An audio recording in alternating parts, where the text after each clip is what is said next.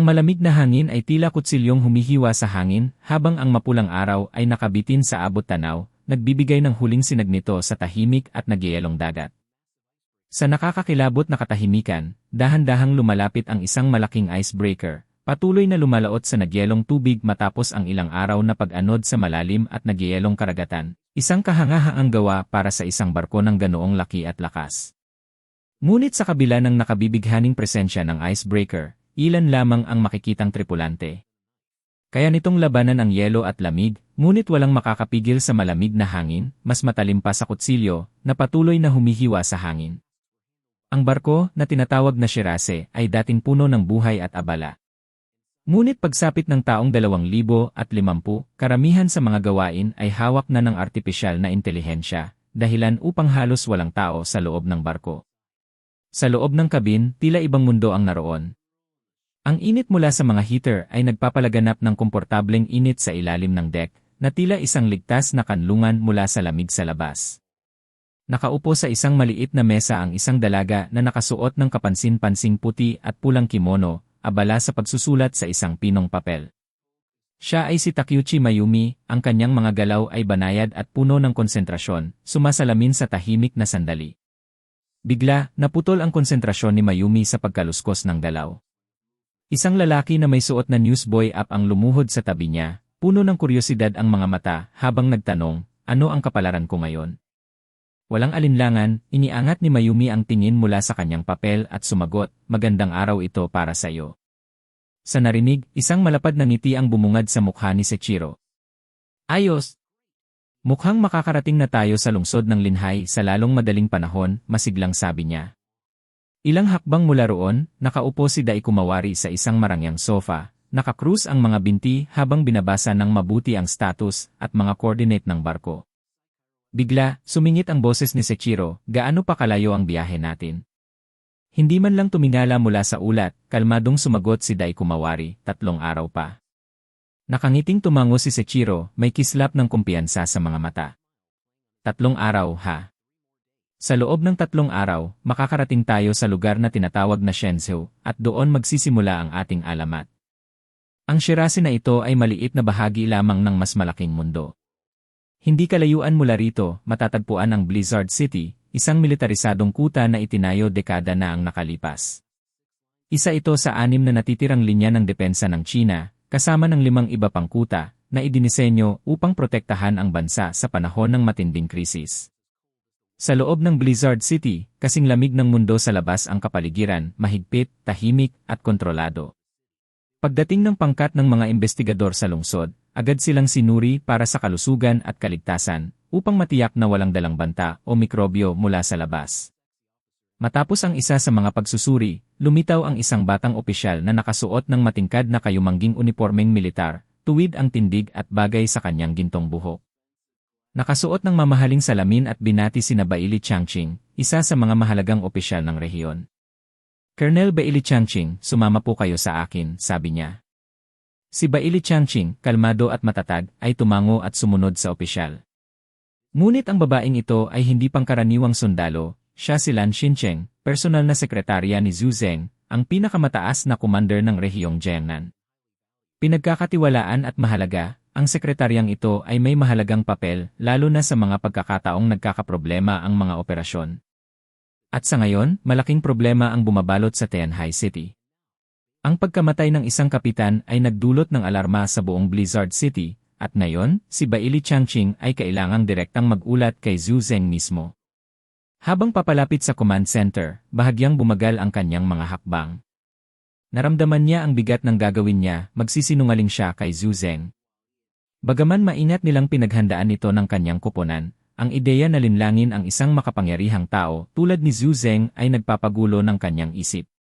Pagdating sa opisina ng commander, tumabi si Lan Xincheng at pinindot ang isang buton sa komunikasyon. Kalma ang boses ng sabihin, Commander, narito na si Colonel Baili. Sa mahina at mabagal na tunog, dahan-dahang bumukas ang madilim na pilak na pinto. Malalim ang buntong hininga ni Baili Changqing bago pumasok. Kalmado ang kanyang mukha, handa siyang harapin ang anumang mangyari, bagaman sa kaloob-looban niya, alam niyang naglalakad siya sa isang mapanganib na linya. Nagsisimula pa lamang ang kwento, at sa Blizzard City, mas mataas na ang mga pusta kaysa dati. Pagpasok ni Bailey Changqing sa opisina ni Zhu Zeng, bumungad sa kanya ang commander, isang lalaking nasa edad 50, matalim ang mga mata na tila mata ng agila at ang mukha'y parang inukit sa bato. Bagaman payat at may uban na ang buhok, walang duda sa lakas ng kanyang presensya. Naalala ni Bailey Changqing ang minsang sinabi ni Bian Jianwu, sa loob ng 100 hakbang, kaya kanyang patayin na parang manok. Commander! Sigaw ni Bailey Changqing habang nagbibigay galang na saludo sa harap ng malaking screen. Tumango si Zhu Zeng, nakatiklop ang mga kamay sa likod.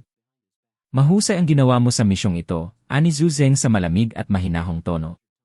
Inaasahan kong umatras ka at magsasagawa ng malawakang pag-atake sa Tianhai City mula sa headquarters. Pero ito ang pagliligtas sa lungsod ay isang di inaasahang resulta. Walang emosyon ang boses ni Zhu Zeng tungkol sa Tianhai City, para sa kanya, ito'y isa ng talunang kaso. Karamihan sa mga mamamayan nito ay namatay dahil sa pagsiklab ng sakit, at wala pang 100 ang nakaligtas. Sa mga mata niya, wala nang halaga ang lugar na yon. Biglang nagsalita si Bailey Changqing. Ang tagumpay na ito ay dahil kay Bian Jianwu. Kung hindi niya inialay ang sarili para talunin ang pinuno ng kulto ng Worship of Snow, malamang hindi kami nakabalik ng buhay. Bagaman sinabi na nila sa headquarters ang karamihan ng katotohanan, pinaganda nila ang ilang detalye, partikular ang kabayanihan ni Bian Jianwu. Nang marinig ni Zhu Zeng ang pangalan ni Bian Jianwu, sumilay ang lungkot sa kanyang mukha.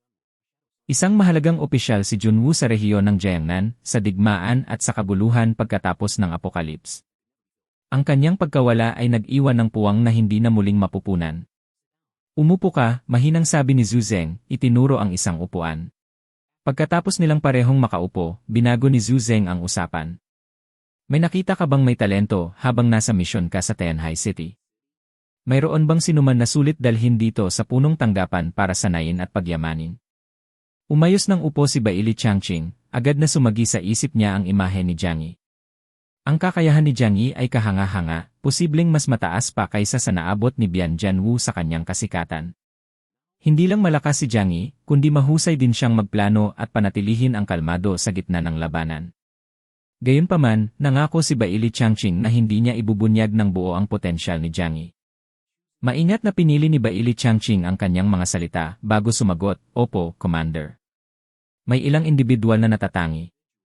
Matapos ang masusing pagsusuri, naniniwala akong may 7 karapat-dapat idagdag sa pangkat ng investigasyon. Isa-isa niyang binanggit ang mga pangalan, sina Xiao Honglian at Shoga Xingting mula sa Yangsheng Base, Chen Jingguan ng Chaoyu Base, Xing Chen ng Qingpu Base, at mula sa grupo ni Jiang Yi, sina Jiang Yi, Liang Yu, at Yang Mi. Karamihan sa mga ito ay bihasa sa pakikipaglaban, bagaman si Yang Mi ay mas malakas sa suporta, na ginagawa siyang angkop na miyembro ng pangkat. Tahimik na nakinig si Zhu Zeng habang nagsasalita si Bailey Changqing, tumatango-tango habang iniintindi ang mga pangalan. Ipinatong ni Zhu Zeng ang kanyang magkasalikop na mga kamay sa kanyang dibdib bago magtanong, na may bahid ng interes, nabanggit mo si Jiang Yi sa ulat mo. Sabihin mo pa sa akin ang tungkol sa kanya. May bahagyang ka ba na dumaloy kay Bailey Changqing? Alam niyang darating ang sandaling ito. Hindi niya lubos na maitago ang lahat ng nagawa ni Jiang Yi, masyadong kahanga-hanga ang kanyang mga aksyon para tuluyang ikubli. Si Jiang Yi ang tanging leader na hindi nawala sa sarili sa gitna ng kaguluhan ng Corpse Tide. Sa kanyang natatanging kasanayan bilang sniper, halos mag-isa niyang naalis ang mga bronze-armored zombies. At sa huling labanan, ginamit ni Jiang Yi ang kanyang makapangyarihang kakayahang pang-espasyo upang pigilan ang isang kalaban na muntik nang magpabagsak sa kanilang lahat. Kahit pa itinago ni Bailey Changqing ang ilang mahahalagang detalye, lalo na ang tungkol sa huling engkwentro ni Jiang Yi laban sa pinuno ng kulto, wala siyang magagawa para mabawasan ang bigat ng lahat ng nagawa nito. Sa maingat na tono, sinabi ni Bailey Changqing, talagang may talento si Jiang Yi. Ang kanyang kapangyarihang may kaugnayan sa espasyo ay bihira at napakakapakipakinabang. Kung siya'y maitatalaga rito sa punong tanggapan, naniniwala akong mabilis siyang magiging isa sa ating pinakamahalagang tauhan. Ngunit alam ni Bailey Changqing na hindi siya pwedeng tumigil doon. Kailangan niyang magtanim ng kaunting pagdududa. Gayunpaman huminto siya sandali, bago nagpatuloy, may pangamba ako pagdating sa kanyang pag-isip at pagkatao. Bahagyang naningkit ang mga mata ni Zhu Zeng. Oh, anong klaseng pangamba? Hindi ba siya mapagkakatiwalaan? Sa rehiyon ng Jiangnan, higit na pinapahalagahan ang katapatan kaysa anumang natatanging kakayahan. Ang huling bagay na kailangan nila ay isang tauhang hindi pwedeng magtaksil mula sa loob. Mabigat na tumango si Bailey Changqing. Hindi siya katulad ng ibang mga bagong recruit. Si Jiang Yi ay masyadong makasarili. Inuuna niya palagi ang sarili niyang interes higit sa lahat. Sa labanan, kahit mahusay siyang lumaban, napansin kong lagi siyang handang iwan ang kanyang mga kasama para iligtas ang sarili. Wala siyang masidhing damdamin ng katapatan o pagkakaugnay sa grupo. At base sa aking obserbasyon, handa siyang gawin ang lahat para makamit ang kanyang mga layunin na ginagawa siyang hindi maaasahan. Saglit na tumigil si Bailey Changqing, napagtanto niyang baka nasobrahan siya sa pagbatikos. Isa ang magpahayag ng pangamba, pero ayaw niyang magmukhang naninira dahil lamang sa inggit o galit. Agad niyang idinagdag, pero nauunawaan ko naman ito, lalo na sa pinagdaanan niya. Sa mga ganitong kadiliman ng panahon, mahirap makahanap ng taong matibay pa rin ang paninindigan. Tila pinag-isipan ni Zhu Zeng ang mga sinabi ni Bailey Changqing, bahagyang umusog pabalik sa kanyang upuan. Ang interes niya kay Jiang Yi ay tila humupa. Para kay Zhu Zeng, isang malaking panganib ang sundalong walang katapatan, gaano man ito kahusay. Unti-unting naglaho sa isip ni Zhu Zeng ang pangalan ni Jiang Yi. Marami namang mga mutant na may delta level na kakayahan sa punong tanggapan. Kahanga-hanga si Jiang Yi, pero kung walang katiyakan ang kanyang katapatan, hindi niya ito nakikitang kailangan nila. Ang hindi alam ni Zhu Zeng ay naubos na ni Jiang Yi ang pinagmulan ng isang mutant na may epsilon level na kapangyarihan, isang katotohanang maaaring baguhin ang lahat. Noong gabing tahimik at puno ng kapalaran, ipinaliwanag ni Bailey Changqing kay Zhu Zeng ang sitwasyon. Ayon sa ulat, ang pinagmulan ng problema ay tuluyang naglaho, natunaw sa himpapawid at lupa. At ang orihinal na pinagmulan? Wala ni bakas o bangkay na naiwan. Hindi naman nagulat si Zhu Zeng sa ulat na ito. Dalawang bagay ang pumigil sa kanyang paghihinala. Una, may lubos siyang tiwala sa pangkat ng investigasyon. Hindi sila ang uri ng mga taong magtatago ng impormasyon. Kung sinubukan nilang kunin ang pinagmulan upang mag-gain ng kapangyarihan para sa sarili, makakamit sana nila ang espesyal na atensyon at mataas na pagsasanay mula sa rehiyon. Pangalawa, sa mga naunang matitinding labanan, nakita na niyang may mga pagkakataon na matapos ang mabagsik na bakbakan, ang mga supernatural na nilalang ay nawawalang parang bula, ang kanilang kakanyahan ay kumakalat sa hangin, nawawala ng tuluyan. Dahil sa kaguluhan ng mga nagdaang labanan, kung saan daan-daang libo ang nasawi at maraming lungsod ang bumagsak, tila lohikal lamang na ang pinagmulan ng labang ito ay natunaw rin. Napabuntong hininga si Zhu Zeng, nakakalungkot, pero wala nang dapat pag-usapan pa. Matapos ang maikling usapan, ibinaling niya ang kanyang mapanuring tingin kay Bailey Changqing. May 6 na elite na pangkat ng investigasyon ang Blizzard City, at bawat isa sa mga ito ay kailangang pamunuan ng makapangyarihang mutant. Ngunit dahil patay na si Bian Jianwu, wala silang sinumang malapit sa kanyang antas upang pumalit. Bagaman hindi kasing lakas ni Bian Jianwu, hindi basta-basta si Bailey Changqing. May malawak siyang karanasan sa labanan at iginagalang ng kanyang mga kasama. Dahil dito, siya ang pinakamahusay na kandidato para sa posisyon. Matapos timbangin ang mga opsyon, nagpasya si Zhu Zeng. Itinaas niya ang ulo at tiningnan si Bailey Changqing ng seryoso. Bailey Changqing, nagsimula siya, lubos akong nalulungkot sa pagkawala ni Bian Jianwu. Ngunit hindi maaaring manatiling walang pinuno ang pangkat ng investigasyon. Matatag ang boses ni Zhu Zeng, puno ng katiyakan. Simula ngayon, ikaw na ang magiging kapitan ng Black Robe Squad. Tumigil sa pagtibok ng saglit ang puso ni Bailey Changqing. Nanigas ang kanyang katawan sa sandaling iyon habang sumiklab sa loob niya ang pananabik. Kapitan! Ang salitang iyon ay napakabigat. Hindi lamang ito isang titulo, ito ay nangangahulugang mas mabuting benepisyo, mas mataas na posisyon, at higit na seguridad para sa kanyang pamilya. Magtatamasa na ngayon ang kanyang pamilya ng marangyang pamumuhay na nararapat sa mga mamamayan na A-level sa Blizzard City. Agad siyang tumindig sa tamang posisyon, nagbibigay ng mabilis at maayos na saludo kay Zhu Zeng habang nagliliwanag ang kanyang mga mata. Maraming salamat sa inyong tiwala, Commander. Ibibigay ko ang lahat para paglingkuran kayo at ang Blizzard City. Tumango si Zhu Zeng. Mabuti. Makakarating sa iyo ang opisyal na mga dokumento ng pagtatalaga sa loob ng ilang araw. Pansamantala siyang tumigil, saka nagdagdag, tungkol sa namayapang kapitan si Bian Jianwu. Bibigyan natin siya ng natatanging parangal. Ang kanyang pagkamatay ay kikilalaning may unang klaseng gantimpala. At ang Black Robe Squad mo ay tatanggap din ng mga piling gantimpala. Bahagyang lumambot ang tono ni Zhu Zeng. Ang pamilya niya ay makakatanggap din ng katayuang opisyal at may panghabang buhay na akses sa mga level na yaman. Puno ng pagmamalaki ang dibdib ni Baili Changqing at siya ay malalim na yumukod. Maraming salamat, Commander. Paglabas niya sa opisina ni Zhu Zeng, tila mas maliwanag ang madilim na kalangitan sa labas para sa kanya. Pakiramdam niya ay gumaan din ang bigat sa kanyang balikat. Bagaman may ilang mahahalagang impormasyon tungkol kay Jiang Yi na hindi niya binanggit kay Zhu Zeng, mas maganda pa ang kinalabasan kaysa sa inaasahan niya. Wala naman talagang interes si Jiang Yi na bumalik sa Blizzard City, at dahil sa pagkamatay ni Bian Jianwu, na-promote si Baili Changqing bilang kapitan. Ngayon, mamumuhay ng maginhawa at walang alalahanin ang pamilya ng dating komandante. Sa isip niya, perpekto na ang lahat. Habang ninanamnam niya ang sandaling iyon, isang pamilyar at malamig na boses ang sumira sa kanyang pag-isip. Lieutenant Baili o dapat ko bang sabihin Captain Baili na ngayon? Lumingon siya sa pinagmulan ng boses at agad nang umiti. Professor Shen. Ang babaeng papalapit ay nakasuot ng puting coat. Mataas ang tindig niya, relax ang postura, at may aura ng pagiging walang pakialam. Ang kanyang buhok ay nakatali ng maluwag, may nakapasak na ballpen sa loob nito, at ang kanyang mga mata ay bahagyang nakapikit, parang palaging malalim ang iniisip. Siya ay si Liling Xue, ang punong propesor ng Departamento ng Pananaliksik sa Blizzard City, isang taong bihirang kalabanin ng sinuman. Sa panahon ng mga mutasyon, madalas mas mahalaga pa ang trabaho ng kanyang departamento kaysa sa mismong militar.